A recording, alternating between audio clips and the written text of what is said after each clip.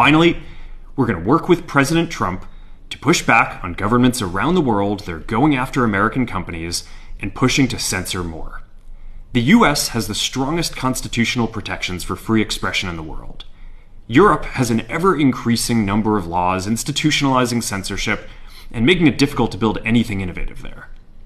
Latin American countries have secret courts that can order companies to quietly take things down. China has censored our apps from even working in the country. The only way that we can push back on this global trend is with the support of the US government.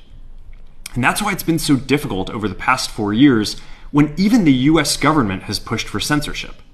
By going after us and other American companies, it has emboldened other governments to go even further. But now we have the opportunity to restore free expression, and I am excited to take it.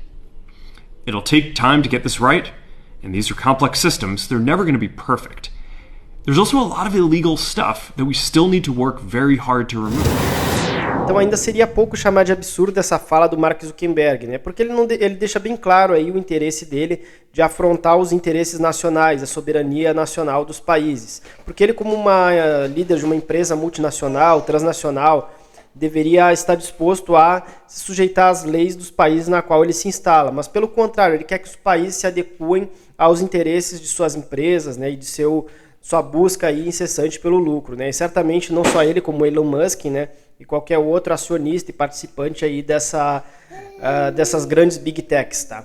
Então, o maior problema não é apenas esse, né? A afronta à ordem dos países, né? De querer que os países se sujeitem a uma entidade privada internacional, mas também ao uso político que essas plataformas podem ser feitos pelo governo dos Estados Unidos, né? Que agora eles acharam aí no Trump um grande aliado, né? Justamente porque ele pode tirar um grande proveito disso.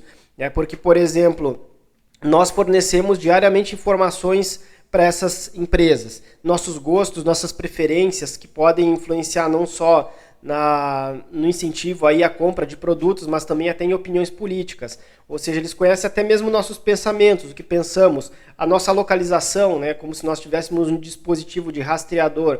Acessa o Google Maps ali, vê o histórico de localização, se você tem, por exemplo, sua localização ativada ali.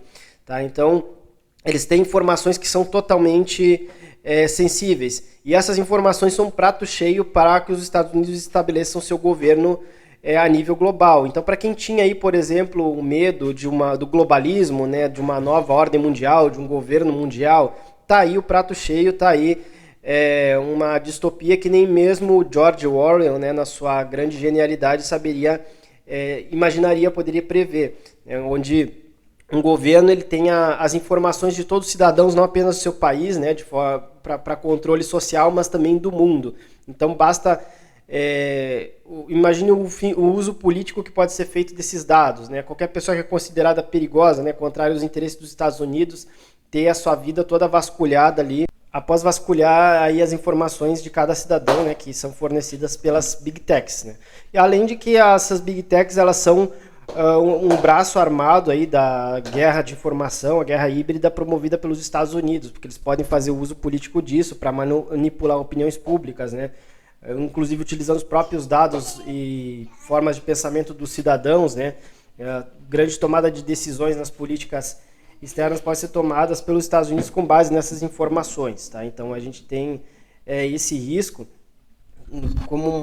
das Big Techs ser utilizado como uma forma de tática de guerra híbrida, né? Como uma arma de guerra híbrida, onde são fortalecidos aí discursos radicais de lados opostos, né? Então a polarização é algo que vai ser frequentemente estimulada contra países que são desafetos, né? Então, quando há um interesse sobre um país, o objetivo vai ser promover a divisão deles, né? Os discursos de ódio. Então, essa liberdade de expressão nada mais é do que uma forma de liberar toda forma de discurso radical, né? De qualquer espectro e fortalecer a polarização das sociedades, a divisão. E é claro que uma sociedade dividida, né, ela pode ser muito bem dominada, né, a partir da exploração aí dessas diferenças entre os povos, né, entre os países internamente, beleza?